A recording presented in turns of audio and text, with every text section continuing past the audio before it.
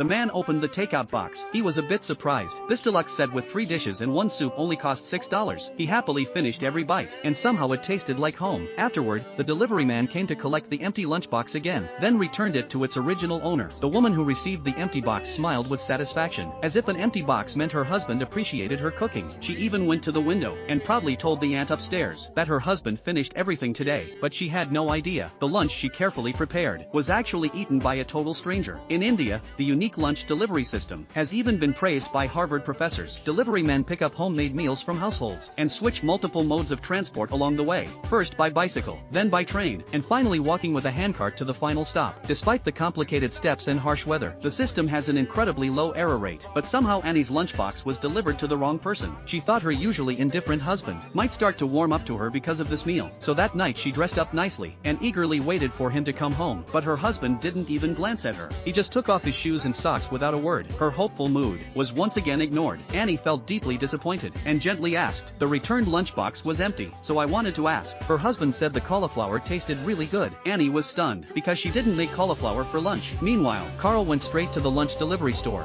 Next month में retire हो रहा हूँ, तो दुकान सर्विस का ये लास्ट मंथ। ओके सर, हम नोट कर लेंगे। अरे वो ये डब्बा कौन बनाया? डब्बा हम ही लोगों ने बनाया sir.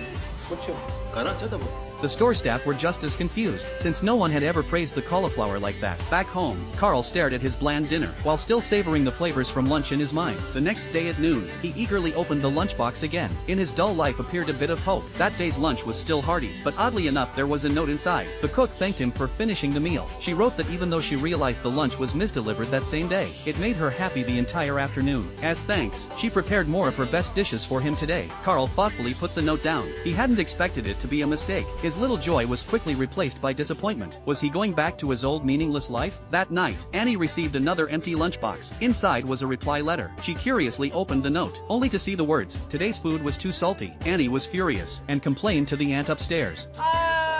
Dear Ila, the food was very salty today.